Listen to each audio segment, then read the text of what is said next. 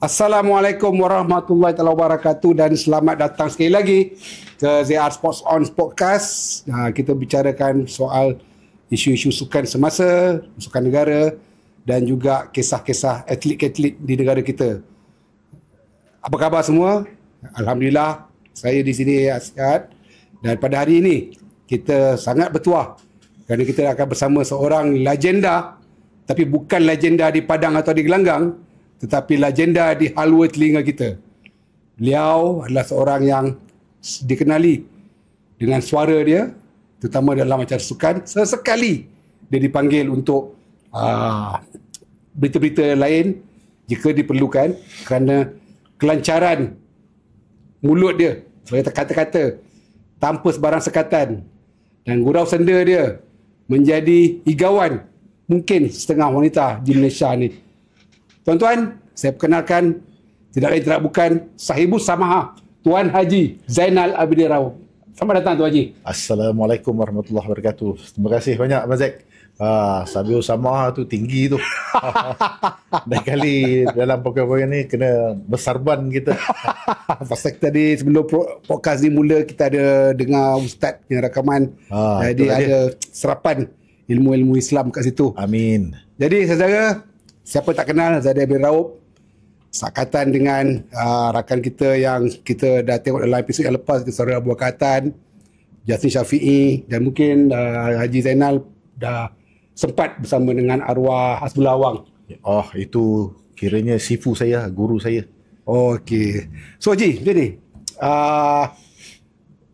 pengulas sukan, berapa lama Haji dah berkecimpung dalam bidang pengulas sukan ni? Kalau saya sebut daripada kecil macam mana? Wih, jarang orang cakap yang tu. Betul. Sebab saya memang terlalu taksub dengan sukan ni. Daripada kecil lagi. Daripada umur saya 6-7 tahun lagi. Sebabnya saya dibesarkan dalam persekitaran orang yang bersukan. Arwah bapa saya merupakan bekas pemain sepak takraw untuk negeri Johor. Siapa nama? Allahyarham Abdul Raub bin Sulaiman. Okay. Dia kiranya berhenti untuk mewakili negeri Johor pada tahun 73. Dia killer? Dia feeder. Tapi masa tu feeder pakai kepala. Feeder pakai kepala, killer pun pakai kepala. Dia sama era dengan Syed Yassin? Syed Yassin sama. Kemudiannya jangan lupa juga time-time macam tu pemain sepak takraw dia pakai sepak raga, pakai baju putih belaka, pakai kasut warrior.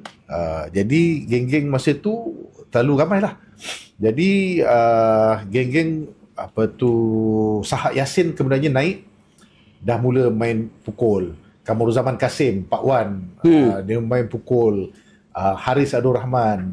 Jadi golongan-golongan tu dah masuk, golongan muda yang main libas campur dengan kepala, menyebabkan pemain-pemain lama yang banyak menggunakan kepala untuk matikan bola, tarik diri, berundur. Tapi main macam biasalah. Dan kemudiannya saya amat bangga untuk mengatakan bahawa City of Lakin, City of Lakin pernah dengar? Kat situlah kita mengembangkan kita punya bakat dalam segala bidang sukan. Cakap je sukan apa, kat situlah kita boleh bermain daripada pagi sampai ke malam. Masa tu dah wujud dah Stadium Lakin? Stadium Lakin adalah ikonik untuk Bandaraya Johor Bahru dan juga untuk negeri Johor. Saya dibesarkan di situ, buka tingkap, buka pintu, nampak Stadium Lakin daripada rumah masa tu. Satu Malaysia ni kalau dengar Lakin, dia tak fikir pasal stesen bas Lakin. Tak ada. Tapi dia bila disebut Lakin aja Stadium Lakin. Maknanya betul. Sukan di Johor ni berpaksi pada kataan Lakin tu. Di Lakin. Sebab di situlah sinonim. Ya, di situlah adanya satu ketika dahulu satu dewan yang dipanggil sebagai Tapian Gelanggang. Yang kat situlah yang mana ada permainan badminton terbuka negeri Johor, sepak takraw, Piala K. Johari, Piala Tengku Abdul Rahman, semuanya dimainkan di situ. Bersebelahan pula Stadium Lakin yang kemudiannya dibaik pulih untuk Tamasya Sukma dan kemudiannya diambil alih oleh pasukan JDT. Tapi Stadium Lakin itu masih ada di situ dan menjadi kebanggaan untuk orang-orang Johor Bahru dan negeri Johor. Haji Zainal ni, selain daripada kita dengar atau kita tahu Haji Zainal ataupun Zainal Abidin Raub, dia juga dikenali dengan panggilan Hajiza oleh kawan-kawan yang ini yang paling rapat sekali lah. Ya, betul. Yang tahu je Hajiza ni. Tapi untuk podcast pada hari ni, kita akan lebih cuba bermesra secara santai. Saya akan panggil Hajiza dan kita akan bicara tentang, kerana kami kat sini, kami dapat banyak permintaan dia nak tahu dunia apa nama ni, pengulasan sukan ni. Sebab orang dah tahu dah ramai dah yang terlibat dalam bidang pengacara, majlis dan sebagainya. Ia berbeza. Dan juga pemberitaan, jadi pembaca berita dan sebagainya pun berbeza. Pengulas sukan ni, saya ada terdetik ada sekali tu, saya nampak perbezaan antara pengulas sukan dan juga pemberita sukan TV yang lain di dalam peristiwa Highland Towers. Di mana bila berlaku peristiwa Highland Towers tu, sekali tu TV3 menugaskan seorang pengulas sukan untuk melaporkan kisah penyelamatan mangsa di Highland Towers. Memang beza. Cara pengulas sukan cakap dengan pemberita lain cakap. Pengulas sukan ni cakap macam air. Pasal dia biasa dah. Yang pemberita ni dia terpaksa susun ayat, dia cari ayat dan sebagainya. Jadi berskrip. Bila Hajiza sebut daripada umur 6 tahun dah berminat, waktu tu siapa idola yang menjadikan panduan untuk nak mengulas? Masya Allah. Ketika itu kita cuma melihat daripada televisyen hitam putih. Kan?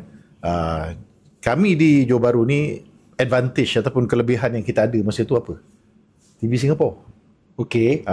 Kita banyak melihat kepada TV Singapura yang ketika itu juga menunjukkan football made in Germany, Big League Soccer, dan kemudiannya Star Soccer semua ada. Tapi sayangnya dia tu tunjuk hari Ahad. Hari Ahad kami ni sekolah. Namun begitu, ni cerita, buka cerita lah. Ada kalanya kita datang lambat sebab kita nak habiskan Big League Soccer, Star Soccer tu. Jadi kita belajar dari situ, kita minat apa dia cakap. Bayangkan kelab yang menjadi kebanggaan dan juga kegemaran saya sampai sekarang ni, yang saya minat sejak daripada tahun 1974, kerana saya melihat terlalu banyak mereka ni di dalam Big League Soccer. Boleh kita dedahkan kelab apa tu? Kelab Liverpool FC lah. Salah mesti. Seorang lagi fan Liverpool. Pengacaraan sukan ni, kalau dulu kita dengar biasa nama-nama seperti Hasbullah Awam, Rin Razali, Syekh Wijirin. Saya nak beritahu jugalah, saya dulu pun waktu saya kecil-kecil, saya memang selain daripada minat main bola sepak dan seorang pemain bola sepak, suka juga bercakap, buat cara sendiri, mengulas sukan tu. Saya pernah attend interview TV3 yang kendalikan oleh Rasadi Barazi. Dan waktu tu pesaing dengan saya adalah Dasni Syafi'i. Tapi saya gagal. Tak apalah. So macam mana mula-mula berkecimpung dalam secara profesional? Masa kita kecil dulu, kita memang sama ada kita dengar di TV ataupun di radio, tetapi most of the time di radio. Kita dengar ulasan dia orang ni, Allahyarham Karim Muhammad masa tu. Jamaluddin Alias masa tu, saya ingat lagi. Dan kemudiannya yang Cucuk Hasan tu, Cucuk Hasan, Allahyarham Zulkarnain Hasan. Allahyarham Amran Hamid. Allahyarham Ismail Long. Dan Hasbullah Awang, kemudianlah jangan lupa Datuk Rahim Razali. Jadi dari situ kita dah dengar dia orang ni, kita amat-amat teruja cakap, kalau satu hari kalau kita dapat jadi macam ni, macam seronok lah, best lah, bersembang dengan kawan lah. Dan sejak saya selitkan satu perkara, saya ni suka baca buku sukan daripada buku sekolah. Saya lebih cenderung kat situ, minta maaf cakap. Jangan risau, kita sama. Sebab masa tu majalah Shoot berharga 65 sen. Ada satu keluarga yang saya ingat lagi, arwah Pak Salim yang berjiran dengan kami, dia ada ramai anak lelaki yang memang membeli majalah ni. Jadi dia akan baca dulu, dia akan panggil saya, ada majalah baru, saya akan pergi. Jadi mesti kaki main bola tepuk ni. Champion. Itu je buat ulasan kan? Dia champion. Baik, balik kepada soalan Mazak tadi. Sebenarnya ini ada rezeki yang terpijak. Apabila lepas balik daripada bermain untuk ASEAN School. Okey. Kita dah tak tahu pada nak pergi. Kita sambung belajar, dah terlepas sekejap sebab enrolment kena tunggu lain. Jadi kebetulan tiba-tiba ada satu ruang untuk bekerja part time dengan radio. Radio tu kan, radio satu. Radio dulu. Ya, saya. RTM lah. Ya, betul. Di situlah pertama kali saya didedahkan dengan pengulasan sukan. Sebab Haji Zulkarnain Hassan menguji saya. Okey, dia tak ada kena-mengena dengan dia orang Johor, saya orang Johor. Tapi saya cakap terus terang, cakap, Cik Zul, saya minat Cik Zul. Saya selalu dengar Cik Zul punya ulasan. Oh, dia gelak, dia diam. Amar Hamid pun saya selalu dengar juga. Ingat tahun 1980 punya Paralimpik. Bagaimana masa tu memang kami memang putus sekolah. Putus sekolah sebab nak menumpukan perhatian kepada kelayakan Olimpik tersebut. Masa tu zaman Cucuk Hassan tu. Cucuk Hassan. Yes. Jadi bayangkanlah dalam beberapa tahun kemudiannya, tahun 85. Okey. Saya berdepan dengan diorang ni semua ni. Saya cakap terus terang, cakap macam mana buat ulasan final Malaysia lawan Korea tu. Saya pula yang tanya dia. Oh, dia pun cerita. Oh, saya ambil dari situ. Itu sebelum screen test dan juga sebelum ujian untuk nak masuk jadi pengulas sukan. Uji bakat tu. Jadi dia tanya saya, awak ni minat sukan apa? Saya taklah kata saya takbur, tapi saya cakap semua sukan saya main. Dia macam basketball, saya cakap basketball pun saya main, volleyball pun saya main. Dia cakap saya adalah ada 2 budak Melayu yang mewakili high school Muar ketika itu yang main volleyball. Bayangkanlah. Yang lain-lain kawan-kawan Cina kami tak ada masalah. Ini semua dia dah consider adik-beradik lah. Memang tak ada masalah. Jadi semua sukan alhamdulillah saya kenali, dan juga saya bermain. Ini faham lah sukan saya tu. faham sangat-sangat dalam bidang sukan tu. Bila diberikan tanggungjawab, masa you cakap you boleh semua sukan tu, apa sukan yang cakap? Zulkarnain Hassan macam termenung saya cakap, betul ke budak ni kan? Okey, tak apalah. Tapi masa uji bakat tu, dia bagi saya beberapa skrip yang berbeza-beza. Honestly, ini cerita betul lah. Skrip tu semuanya tak tepat. Oh ya? Ya. Saja dibuat atau apa? Saya rasa sengaja dibuat. Dan apa saya buat, saya betulkan. Contoh, bagi contoh. Contoh dalam acara jalan kaki. Lumba jalan kaki, nama V. Subramaniam tu diubah. Okey. Saya tak ingat lagi apa nama dia, tapi saya betulkan. Kemudiannya ada satu lagi skrip lumba basikal. Nama M Commemoration tu dia letak nama M apalah tak. Saya betulkan juga. Dan catatan masa tu saya betulkan juga. Jadi kat situ saya berjaya. Oh ya? Ya. Sebab dia kata kau betul sebab skrip ni salah. Jadi bila keadaan macam ini, maknanya kau tahu apa yang berlaku dan kau dapat perbaiki. Allahu Akbar. Jadi daripada situlah saya dapat buat ulasan radio, Pesta Bola Merdeka, Piala Malaysia, olahraga antarbank. Ingat tak zaman dulu, olahraga antarbank adalah antara sukan interbank yang tinggi tahapnya. Yes. Dan kemudiannya olahraga maksak. Masa tu cukup tinggi level dia. Sebab banyak atlet kebangsaan dalam tu. Dan kemudiannya olahraga kebangsaan sendiri. Semuanya berlaku di Stadium Merdeka. Jadi saya bersama dengan arwah sahabat saya yang juga saya anggap sebagai saya punya sifu, arwah Sazli Abbas nama dia. Kami ni bawa Nagra. Kalau zaman sekarang ni dia tak tahulah. Nagra ni adalah tape quarter inch yang kita rakam balik, kita playback balik dekat studio. Jadi kita buat dah. Tak ada salah tau. Sebab tak ada boleh edit. Pastikan ulasan tu semua mesti tepat dan juga betul. Jadi pengalaman di situ, saya terus terang cakap, saya terlalu minat sangat, cenderung sangat. Hingga saya terlupa sekejap, saya kena sambung belajar. Oh ya ke? Ya, sama. Tak apa. Sambil tu saya kerja, ambil pengalaman kerja. Sehinggalah satu hari tu, saudara Syakawi Jerim telefon saya. Saya macam biar betul, sebab saya tengok dia di Sukan TV3 dan juga di Olimpik LA 84 di TV3. Saya beli TV 14 inci color di Singapura masa tu.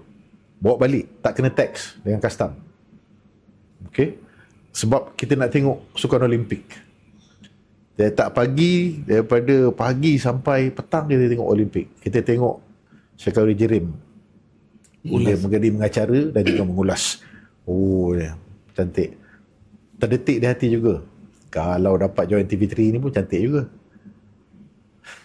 Tahun 86 mendapat berita, dia call, dia tanya saya, kau nak join TV3 tak? Allahu Akbar. Saya cakap, betul ke ni? Masa tu dah terlibat belum pengajaran sukan TV? Belum lagi masa tu. Masih dalam radio lagi? Masih di radio lagi. Memang concentrate dekat radio. Berbeza kan TV dengan radio? Terlalu berbeza. Tahu. Radio ni kita kena cakap je. Dan detail? Detail. Kalau badminton lagi susah. Saya buat sekali je badminton, memang saya give up. Saya tak mampu. Dah agak dah. Saya memang tak mampu. Allahu Akbar. Saya cakap, tak apa. Bola, saya concentrate. Sebab saya dah kenal player, saya dah tahu. Sebab kita pun training dengan kita adalah backup squad daripada KL masa tu. Kita dah kenal player masa tu. Okey, cantik dah. Tak apa.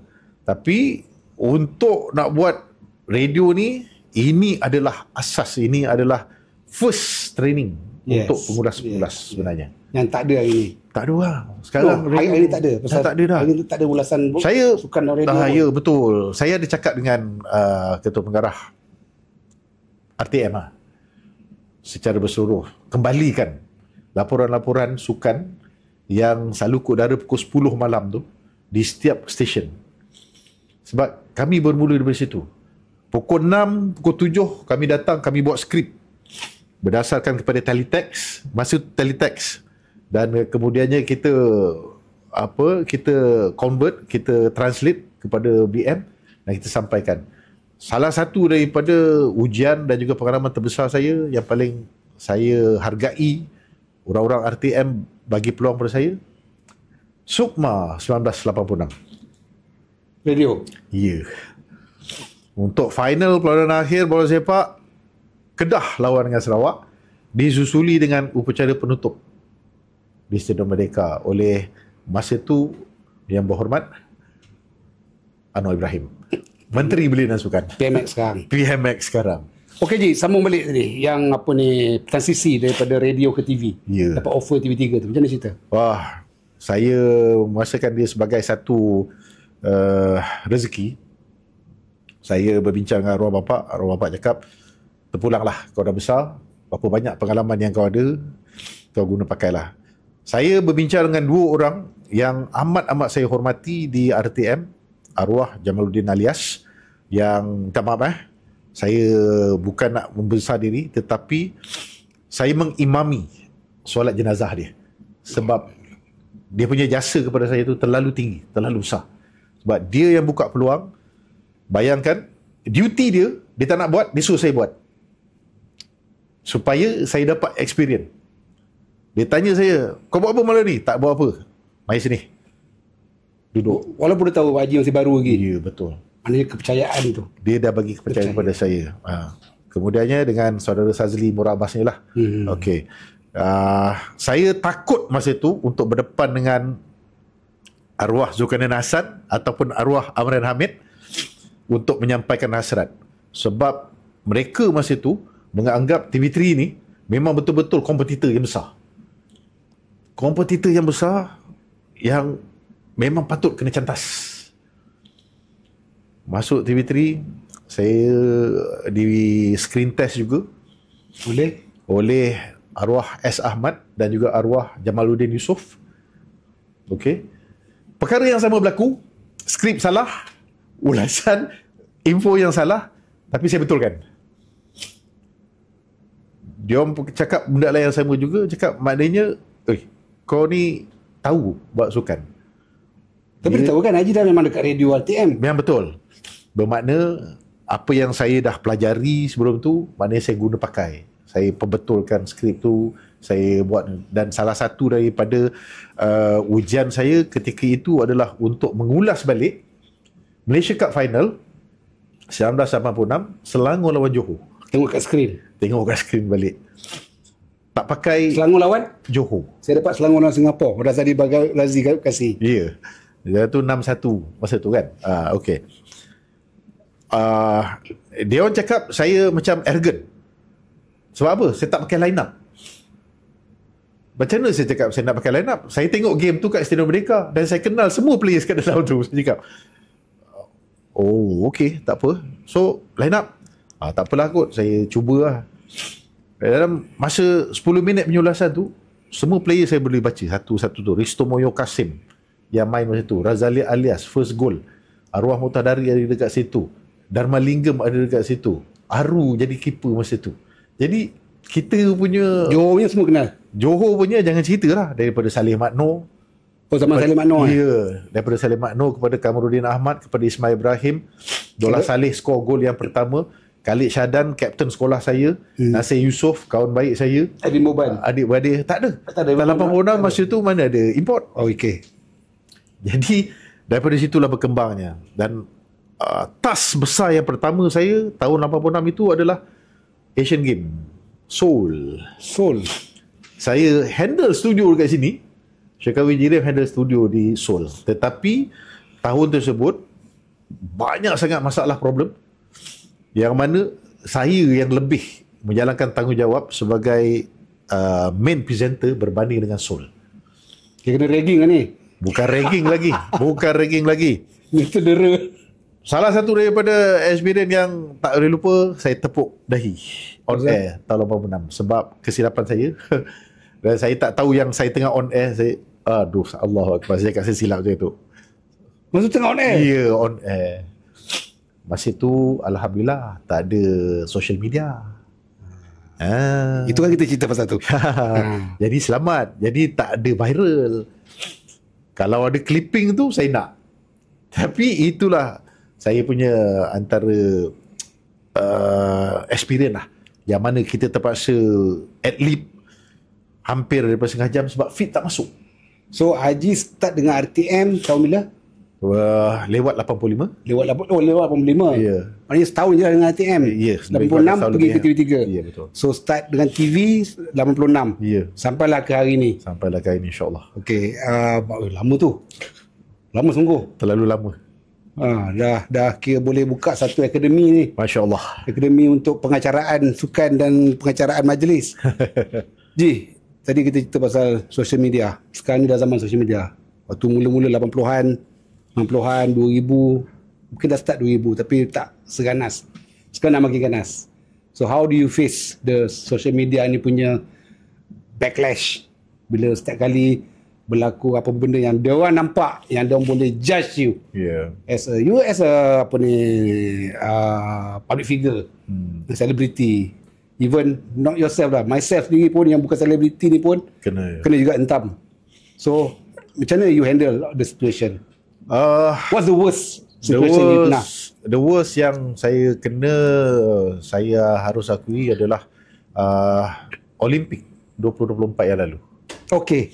Kes Paris Lizia, yang mana pada saya diperbesar-besarkan oleh pengguna-pengguna social media. Itu biasa je. Ya. Tapi saya terima dengan hati terbuka. Saya kuatkan tekad saya kuatkan semangat. Saya habiskan perjuangan saya untuk Olimpik 2024 itu, dan kemudiannya atas arahan daripada pihak atasan di Aswa Arena merehatkan saya seketika. Sebab dia kata public outcry ni dah terlalu besar sangat. So, okeylah saya cakap. Kalau you sendiri mengatakan bahawa ini kiranya terlalu berat dan kritikan ini terlalu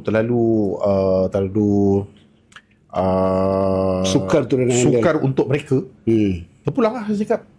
They have all the right kan. Saya tak ada kata apalah. Memang saya punya social media yang tak begitu aktif itu kena attack habis-habisan. Terpulanglah saya cakap. Memang saya tak akan reply. pada saya menjalankan tugas dan juga tanggungjawab saya, dan atas nasihat daripada pihak majikan dan juga kawan-kawan baik saya, buatlah satu statement di Facebook. Saya beritahu explain macam tu, dah saya cakap let's move on lah, saya cakap perkara ni tak perlu diperbesar-besarkan lah. Tak ada apa pun yang siapa menang siapa kalah, tak ada. Yang kita nak tengok sekarang adalah macam mana career pemain tersebut bergerak lancar, maju ke hadapan. Saya pun nak juga maju ke hadapan. Saya nak move on daripada saya nak memikirkan tentang masalah-masalah yang anda semua tulis. Anda nak komen, anda nak kritik, terpulanglah, saya cakap. Tak, apa ni, this is a free world, free country, dan juga social media tak ada orang yang boleh stop. Betul. Let's move on. Apa peristiwa manis selama jadi pengacara sukan ni ataupun pengulas sukan yang paling best sekali dalam hidup? Dia dalam perkara-perkara seperti ini, kita mesti ada kita punya matlamat, kita punya target kita. Setiap kali kita dapat membuat sesuatu event yang besar, sesuatu game yang besar, dan juga kita dapat sampaikan dan diterima oleh masyarakat, dan juga melihat kejayaan daripada seseorang atlet itu, itulah yang paling kita rasa cukup gembira dan juga kita berbangga. Okay. Saya sebagai orang yang sebagai penonton program sukan di Malaysia ni, kalau tanya dengan saya, saat yang paling saya tersentuh ke hati apabila arwah Hasbullah Awang menangis sewaktu bagi tahu Nurul Huda naik ke stage untuk pingat emas yang ke-7 ke pingat emas yang pertama dari kolam renang. Yep. Sebab masa tu Malaysia memang dah lama tak dapat pingat emas sukan renang. So waktu tu zaman Nurul Huda, yang hari ni dia menjadi C Division untuk tim sukan C. So saya kalau sentuh itu mungkin Abang Zaid refer pada tahun 85. Sebab masa tu saya di radio, saya yang handle siaran daripada Bangkok ketika itu, untuk acara sukan C, dan dia menjadi pengulas masa tu di TV 85.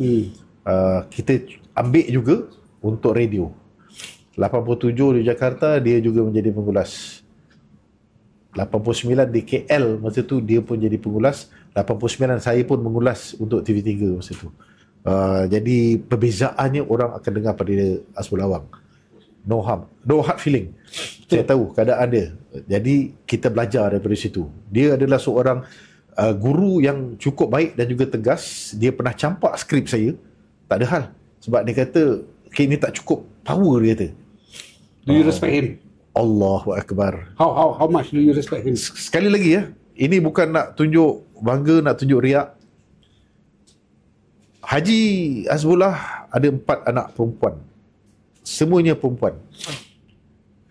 Siapa yang nak handle dia punya jenazah masa ketiadaan dia? Dan saya juga mengimami ketika arwah terbujur kaku di depan. Dan juga ketika di perkuburan, kita yang kawan-kawan ni yang begitu rapat dengan dia menguruskannya bagi pihak ahli keluarga. Jadi saya terus cakap, saya merindui dia, merindui Jamaluddin Alias, merindui Amran Hamid, merindui Zulkarnain Hasan. Sebab diorang ni semua ni cikgu, idola yang membawa saya dalam bidang pengulasan dan juga pengasuhan. Semua dah tak ada. Yang ada soal lagi apa tu, Ismail Long. Okey. Datuk Rahim Razali, sayangnya dia dah tak buat lagi pengulasan sukan. Tapi ini juga adalah idola bersama-sama dengan Syekh Jirim yang membawa saya masuk ke TV3. All the best untuk mereka yang masih ada lagi ini. Al-Fatihah untuk mereka yang dah tak ada. Kalau itu dia punya idola, itu punya guru, sampai sudah I think dah 30 tahun. Lebih 30 tahun. Siapa anak murid you sekarang hari ni? Yang sekarang dah tengah. Saya nampak sekarang ni perjalanan pengulas-pengulas sekarang ni adalah mudah. Cukup mudah. Berbeza, nak dengar ni. Berbeza dengan kami yang terpaksa untuk masuk dalam library NST, masuk dalam library Utusan Malaysia untuk mencari bahan. Sekarang tak payah. Sekarang tekan di hujung jari je, semua dah ada depan mata. Dulu betul, saya main pelbagai jenis sukan, tetapi untuk mendalaminya, saya pergi jumpa dengan jurulatih, saya pergi ke persatuan untuk belajar. Kita main pingpong, betul, tetapi apa jenis pukulan tu? Takkan kita nak cakap dia pukul. Dia ada terms dia yang betul. Terms dia adalah forehand return, backhand return, top spin return, back spin return. Itu yang membuatkan dahulu kita terpaksa pergi cari info dan kita terpaksa belajar daripada bawah. Paling susah sukan apa? Sukan apa Okey, question. Tapi jangan gelak. Saya menunggang untuk nak belajar tu. 1992 kita nak pergi ke Olimpik Barcelona. Alhamdulillah, Wan Zaliha Razi ada di TV3 masa tu. Dia adalah penunggang kuda. Ada penunggang. Saya ikut dia. Sebaik ada Wan Zaliha. Ya, Wan, saya nak kena pergi Olimpik. Saya nak kena belajar pasal bab kuda ni. Oh, that's good, dia kata. So, faham tak apa itu dressage? Faham tak apa itu show jumping? Saya tahu kuda lompat je. Tu show jumping. Faham tak apa itu endurance? Faham tak apa itu pentathlon? Tak tahu. jadi dia punya 1992 tu, saya bila dah belajar kuda, saya dah start naik kuda. Saya cakap, oh sedapnya, cakap seronoknya. Jadi kita tahu, kita tak akan rasa canggung. Kita tak akan rasa tersilap. Adalah kesilapan sikit-sikit tu, mungkin sebab kita tak nak pergi terlalu detail. Nanti bila terlalu detail nanti, dia dah jadi lain pula. Jadi, Alhamdulillah. Dan kemudiannya, Bazek, ini experience. Ini experience. Saya terima kasih kepada bos lama saya, Saudara Selamat Sazli Yaakob. Di Rio, tahun 2016, Olimpik. Pagi tu kita ada siaran. Pagi tu tak ada bahan. Tak ada siaran yang menarik. Apa kita nak tunjuk ni Pagi dekat Rio. Pagi di Rio. Malaysia pukul apa? Malam, 9 malam. 12 jam. Oh, prime time tu. Apa kita nak tunjuk? Kapal layar. Boleh buat kapal layar? Silakan. Tahu kapal belayar je. Kapal belayar saja. Saya cakap dengan dia, bagi saya setengah jam, sekejap. Masa tu tak tahu apa-apa pasal kapal layar. Saya tahulah apa ni penggunaan kapal, jenis-jenis bot. Tetapi terms dia, pertukaran angin, macam mana kita nak buat, macam mana kita nak handle hull dia, macam mana kita nak handle layar dia, tarikan tali dia semua tu. Okey, dia kejap. Saya pasal pause kat situ. Bila you nak handle pasal kapal layar dalam Olimpik, ni Olimpik tau. Malaysia tak ada. Ada? 2 orang peserta Malaysia masa tu. Sekarang ni kalau benda tu kapal layar, tak melibatkan atlet Malaysia, macam ni nak attract orang untuk tengok, atau orang yang memang kat TV, apa lagi aku nak tengok channel ni? Dia kena dibantu oleh liputan tu, coverage, TV coverage tu. TV coverage tu kena menarik, iaitu untuk membantu kita daripada segi tiupan angin, timur laut ke barat laut ke barat daya ke tenggara ke utara selatan timur barat. Dia ada indikator dia, berapa knot sekarang ni tiupan angin, dan perjalanan dia adalah zigzag ataupun triangle. Kalau saya explain panjang-panjang kan, Mazal lagi pening kepala dia kan. No, I punya apa ni, sekarang ni I buka channel. I tengok tengah kapal layar. Malaysia tak terlibat. Tapi memang TV3 dah janji dah. Pukul 9 akan ada siaran Olimpik. Dan hari tu dia tunjuk kapal layar. Ataupun dia tunjuk equestrian. Orang tak nak tukar channel lain pun tak best. Kena tengok juga lah. So sekarang you bertugas untuk ulas kapal layar.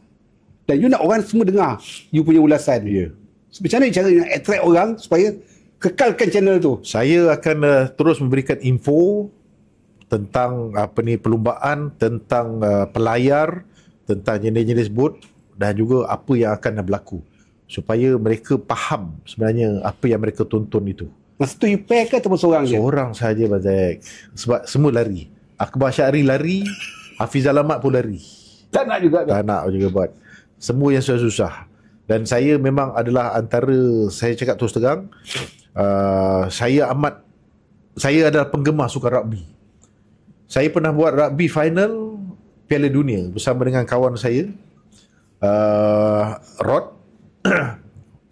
New Zealand final, New Zealand All Black final lawan dengan England.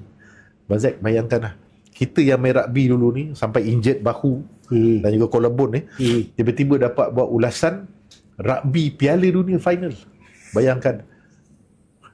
Jadi kat situ, dari studio lah. Dari studio. Dari situ kita punya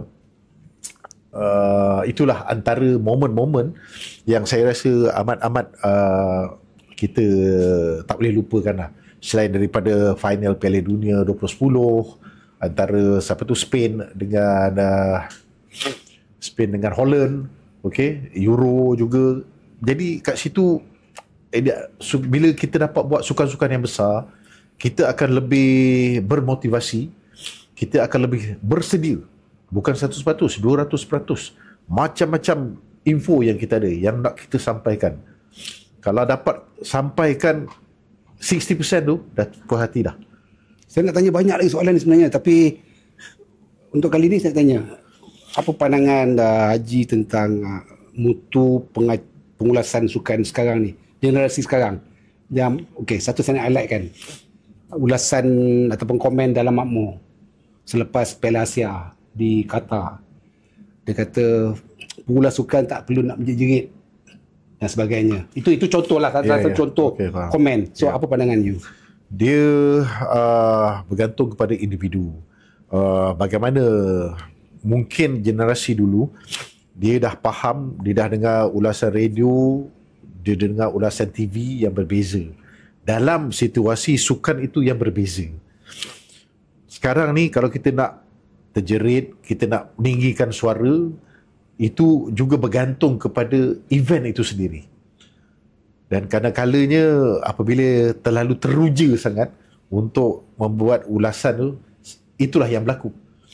Jadi dalam hal ini saya lebih melihat kepada penggunaan dari segi teknologi itu sendiri. Kita tak perlu terlalu menjerit sebab suara kita boleh ditinggikan. Kita boleh teruja, tetapi kita perlu ada batasan. Dan kemudiannya kita boleh menjadikan sesuatu event tu lebih excited dengan ulasan-ulasan kita yang juga menunjukkan yang kita ni excited, dan kita sampaikan kepada para pendengar dan juga penonton. Haji terkenal di kalangan penonton-penonton sukan kat Malaysia ni sebagai pengulas cutback. Hantaran cutback. Pengulas cutback. Yalah. Maknanya you popular dengan perkataan cutback. Tapi ada komen-komen yang saya baca lah, mungkin Haji pun baca juga kot di social media, dia ni tak habis-habis cutback dia ni. Tukarlah, tiba-tiba tukarlah orang lain. Soalan saya ialah, adakah seorang pengulas sukan tu perlu bercakap secara terlalu teknikal sangat, especially benda yang sukan yang semua orang tahu, especially bola? Perlukah nak cakap teknikal? Contohnya siapa ni? Richard Scully. Dia paling orang yang paling pengulas yang paling banyak cerita pasal teknikal. Perlukah kita nak cerita sampai teknikal? Dia ada pro and cons dia. Bagi pandit seperti itu, ada yang suka sebab dia memberikan insight kepada game tersebut dengan lebih detail supaya orang lebih faham. Ada yang tak suka dengar sebab dia dah mungkin rasa dia faham. Apalah, dalam ni aku pun tahu. Itu sebab jadi begitu. Jadi dalam hal-hal macam ulasan bola sepak ni, saya kalau minta maaf kalau saya sanggah sikit, perkataan cutback ni banyak digunakan oleh pandit ataupun partner saya, bukan saya. Saya tak berapa gemar sangat nak menggunakan perkataan ni secara berulang. Mungkin 1, 2, that's it. Lebih tidak ada. Dengar semua tu. Ini pengakuan sendiri daripada orang pembindik badan. Yang you all kata pengacara pengulas pandit pengulas cutback ni. Pengulas cutback. Saya main bola sepak sampai tahap Asian School. Saya main Piala Mas Raja-Raja. Saya main Piala Presiden. Okey, saya main Piala Rahman, saya terlepas Piala Razak. Okey. Bola sepak darah daging saya. Sampai sekarang saya main bola sepak. Jadi kita tahu selok-belok sukan bola sepak ni. Saya ada lisensi. Jangan lupa. Saya ada lisensi. Coach. Ya. Yeah. Cuma saya tak praktikkan saja. Kalau saya nak buat, saya kena masuk refreshing course. Tak perlulah, tak apalah. Pada usia ini tak perlu. Okey. Kalau misalnya kata anda semua merasakan bahawa penyampaian itu mungkin terlalu detail apa tu, tak sedap nak didengar apa, itu adalah bidang kuasa dan juga cara seorang pengulas itu.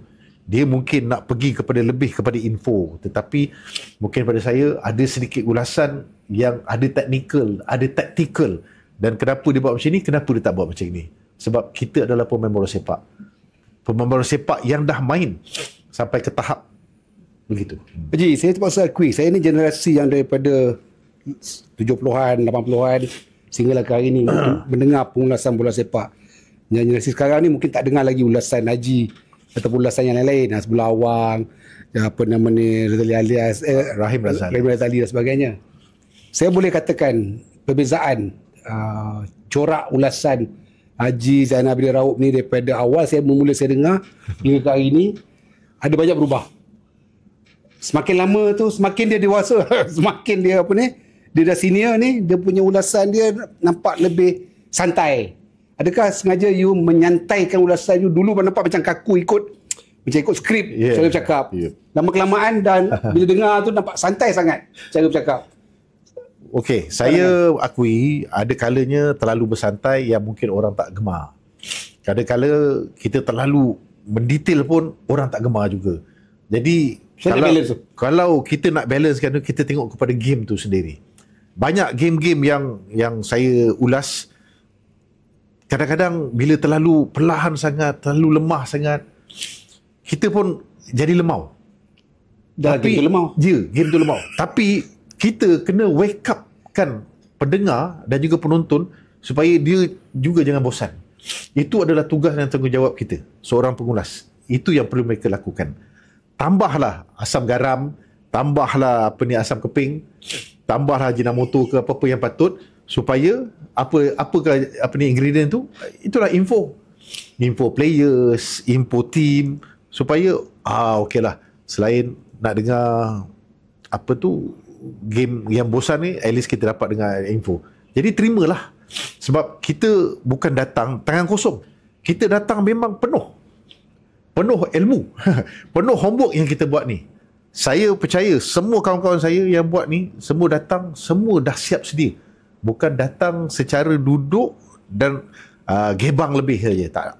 Semua bersiap sedia. Okey, terakhir, apa nasihat Haji pada anak-anak muda sekarang, generasi sekarang yang berminat? Kita tengok ramai yang dah mula buat konten sendiri, mengulas perlawanan. Kadang-kadang video orang lain dia yang ulas. Dia curi kat mana-mana entah video tu, betul dia ulas di video tu. So pada macam mana nak jadi kalau dominat nak jadi pengulas sukan? Pada saya perkara tersebut adalah satu perkara yang positif dari segi pengulasan. Sejujurnya saya tak akan lama di kursi ini. Sejujurnya saya tak akan kekal lama untuk buat ulasan bila-bila. Dia akan sampai satu tahap yang mana nama-nama kami, nama-nama saya sendirilah, saya akui akan lupus dan juga hilang daripada ingatan. Orang mungkin generasinya Abang Z lah yang kenal. Tapi generasi Boomer saya generasi Y. Gen Z. Gen Z, lepas Gen Z lagi generasi apa lagi? Gen Z lepas tu Alpha. Gen Alpha. Mereka mungkin tak akan kenal siapa itu Zainal Abidin Raub. Tapi kalau sebab dengan teknologi sekarang seperti AI yang mana mungkin akan take over kita orang ni, kita kena bersiap sedia lah. Tapi kalau misalnya kata masih lagi diperlukan lagi secara style lama, bukan style radikal, saya rasa mereka kena belajar lah. Pada saya, kita kena belajar, dan saya masih lagi belajar sampai sekarang, belajar daripada ulasan orang yang saya dengar, kekuatan dan kelemahan dia untuk saya gunakan dalam ulasan saya. Jadi siapa yang nak jadi pengulas ni mesti ada ilmu. Itu saja. Dia tak ada ijazah pengulas sukan, tak ada kan? Tidak.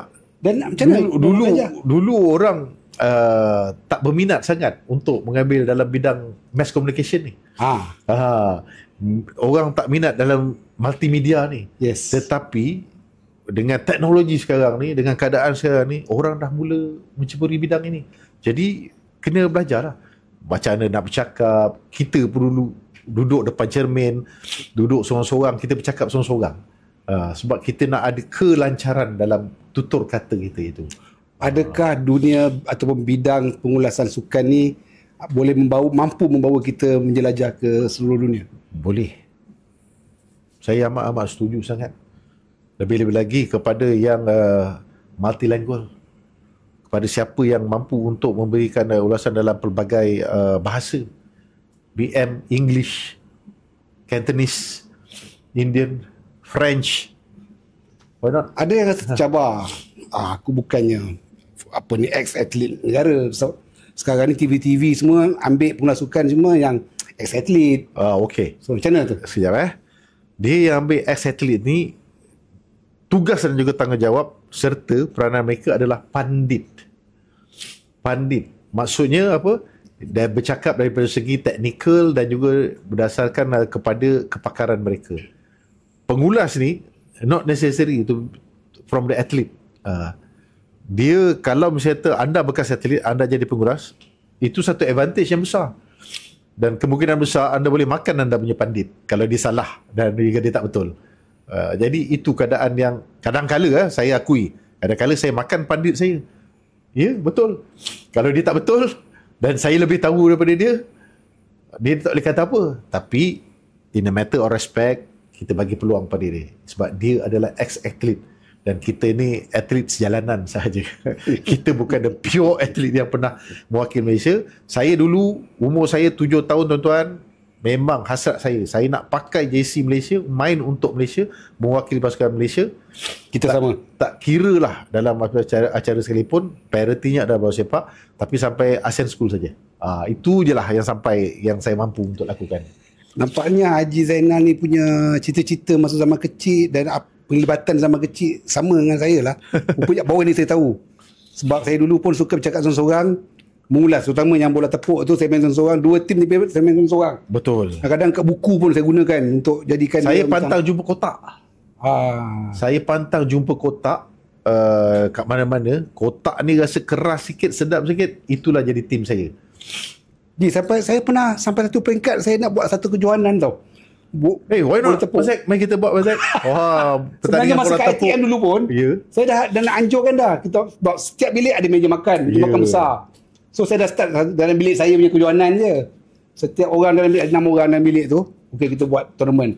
Masa saya sekolah rendah dulu di Sekolah Temenggong Abdul Rahman 1 di Johor Bahru, kita ada pertandingan dalam kelas kita yang digalakkan oleh Mr. Lim masa tu. Mr. Lim ni cikgu PE kita. Dia tengok budak-budak semua macam malas nak keluar. Dia kata, you main lah, you punya game. Dia boleh duduk pusing dekat semua tim. Ni apa, dia pula yang belajar dengan kita. Bola pakai bola betul? Bola kapur. Kita pulas, jadikan sebiji bola, itulah bola dia. Zaman sekolah saya ni ramai anak orang kaya. Kelas St. John. Okey, St. John. Campur dengan anak orang miskin, budak keramat, budak orang baru. Tapi dengan anak orang kaya ni, dia tak main bola tepuk. Kalau pernah dengar, Sabutio. Sabutio, ya Allah. So kita jadi tukang tengok je lah. Bila tengok tu, saya mulas. Cumanya, yang main tu dia pakai EPL-nya player. Tapi saya ulas, saya anggapkan tu Selangor lawan Singapura. Itu memang saya hafal. Daripada goalkeeper sampailah ke reserve pun saya hafal. Jiran saya ada Sabitio. Kami pinjam, kami main sama. Dua adik-beradik yang bernama Wahab dan Wahid. Dia inilah yang memang tiap-tiap hari lepas makan meja clear untuk dia bentangkan Sabitio tu. Tu generasi sekarang ni dia tak pernah jumpa lagi Sabitio ni. Tapi ada baru ni saya hadiahkan pada kawan saya Sabitio tu. Berharga RM200. Sabitio ni Englandnya kan? England, made in England. Kita popularkan balik Malaysia punya Sabitio. Ya, betul. Bola tepuk kita. Why not? Apa lagi? Okey, saya rasa banyak lagi sebenarnya saya nak tanya ni sebab saya cukup seronok dengar pengalaman orang, sejarah orang, dan saya rasa yang mengikuti podcast ni pun seronok dengar cerita daripada Haji Zainal Abidin Raub. Dan Haji Zainal Abidin Raub ni dia seorang yang sangat supportif dan dia banyak bagi kerjasama kalau apa yang saya jemput untuk hadir dalam program sukan, dan saya rasa kali terakhir sekali saya jemputan daripada saya pada dia adalah suatu pelancaran komik Safi Ali dulu di AU 5. Ya.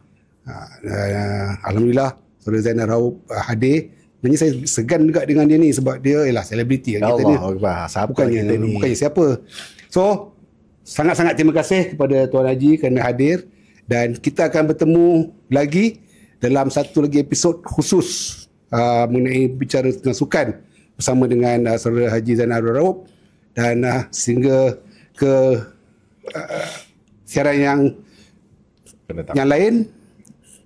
Terima kasih dan Assalamualaikum warahmatullahi wabarakatuh. Waalaikumsalam warahmatullahi wabarakatuh.